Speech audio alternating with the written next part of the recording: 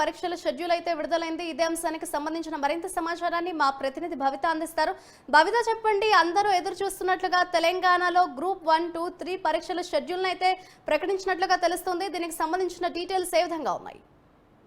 మాధురి, తెలంగాణలో గత కొంతకాలంగా ఏదైతే నిరుద్యోగులకు ఎంతో కాలంగా ఎదురు చూస్తున్న గ్రూప్ లకు సంబంధించిన ఎగ్జామ్స్ గతంలో నోటిఫికేషన్ పడినప్పటికీ గ్రూప్ 1 ఎగ్జామ్ నిర్వహించినప్పటికీ అది రెండు దఫాలుగా క్యాన్సిల్ చేయడం జరిగింది. మొదట టీఎస్పీఎస్సీ లీకేజ్ గ్రూప్ 1 లీకేజ్ తో ఒకసారి క్యాన్సిల్ అయితే సెకండ్ సారి మాత్రం అక్కడ ఉన్నటువంటి కొన్ని నియమ నిబంధనలు పాటించలేదు, బయోమెట్రిక్ ఉపయోగించలేని ఉద్దేశంతో రెండోసారి కూడా గ్రూప్ 1 మళ్ళీ క్యాన్సిల్ అయిన విషయం మనకు తెలుస్తుంది. అయితే తాజాగా పాత అభ్యర్థులను 503 అభ్యర్థులను కలుపుకొని ఈ నూతన ప్రభుత్వం ఏర్పడిన తర్వాత మొన్న గత నెలలో కొత్తగా 60 పోస్టులను యాడ్ చేస్తూ మొత్తం 563 పోస్టులకు గ్రూప్ 1 నోటిఫికేషన్ ఇచ్చిన విషయం మనకు తెలిసిందే. ప్రస్తుతం అయితే వాటి దరఖాస్తుల స్వీకరణ అయితే కొనసాగుతుంది. అయితే ఈ దరఖాస్తుల స్వీకరణ ఈ నెల 17 వరకు కూడా జరగనున్నట్టుగా తెలుస్తుంది.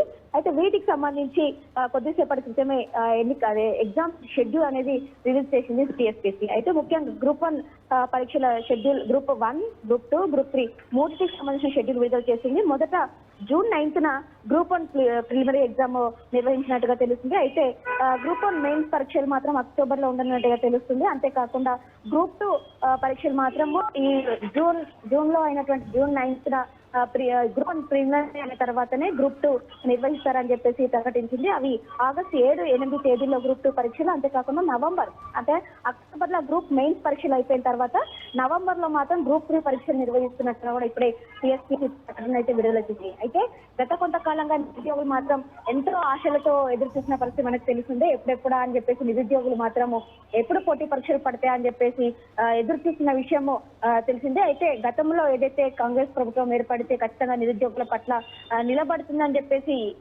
ఎవరైతే హామీలు ఇచ్చారో హామీల మేరకే ఈ పరీక్షలన్నీ నిర్వహిస్తున్నట్టు కూడా మనకు క్లియర్ గా అర్థమవుతుంది. ఏదేమైనప్పటికీ వరుసగా ఇటు ప్రభుత్వం ఏర్పడిన తర్వాత నియామక పత్రాలు అందజేయడం కావచ్చు, పోటీ పరీక్షలను షెడ్యూల్ రిలీజ్ చేయడం కావచ్చు, ఇవన్నీ చూసుకుంటే మాత్రం ఖచ్చితంగా ప్రభుత్వం ఉద్యోగుల పక్షం నిలబడుతుందని చెప్పేసి ఇక్కడ అధికారులు చెప్పిన పరిస్థితి కనబడుతుంది. ఖచ్చితంగా ఏదైతే ఎన్నికల హామీలు ఇచ్చినటువంటి ప్రతి సంవత్సరం గ్యారంటీ అంటే జాబ్ క్యాలెండర్ను కూడా విడుదల చేస్తామన్న నేపథ్యంలో ఇప్పుడు మాత్రం ఈ షెడ్యూల్ రిలీజ్ చేసినట్టుగా కూడా మనకు తెలుస్తుంది. మాది అటు షెడ్యూల్ విడుదలకు సంబంధించి అటు స్టూడెంట్స్ నుంచి ఎటువంటి రియాక్షన్స్ వస్తున్నాయని అనుకోవచ్చు అంటారు భవిత?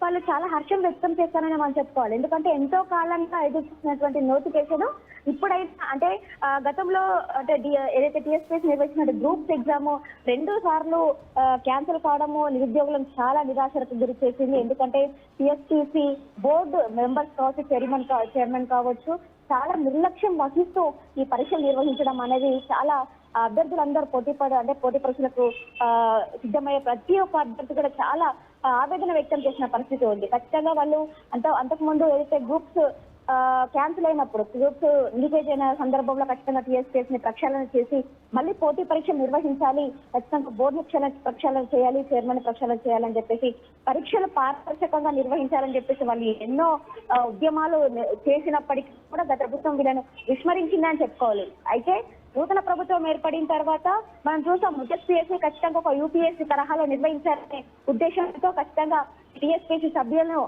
నియామకాలు చేపట్టింది. అంతేకాకుండా కొత్తగా చైర్మన్ కూడా తీసుకున్న సందర్భం మనం తెలిసింది. అయితే ఖచ్చితంగా ఇప్పుడు జరిగే ఎగ్జామ్స్ మాత్రం ఎలాంటి వాటికి తావు లేకుండా ఖచ్చితంగా పారదర్శకంగా పరీక్షలు నిర్వహించాలని చెప్పేసి చాలా కఠినంగా నిర్ణయం తీసుకుంది ప్రభుత్వం. గతంలో జరిగినట్టు తప్పిదాలు ఏవి కూడా ఇప్పుడు జరగకుండా పరీక్షలు నిర్వహించాలని చెప్పేసి ఇప్పటికే ప్రభుత్వం ఆదేశాలు కూడా జరిగింది. అందుకు అనుగుణంగానే కమిటీ ఏదైతే టీఎస్పీఎస్సీ కమిటీ సభ్యులు కూడా చర్యలు తీసుకుంటున్న విషయం మనకు తెలిసింది. అయితే ప్రస్తుతం ఈ నోటిఫికేషన్ ఇవ్వడం పట్ల మాత్రం ప్రతి ఒక్కరు కూడా అంటే ఇటు నిరుద్యోగులు కావచ్చు, నిరుద్యోగుల తల్లిదండ్రులు కూడా చాలా హర్షం వ్యక్తం చేసిన పరిస్థితి మనం చెప్పుకోవచ్చు. Madhuri. Right, thank you Bhavitha.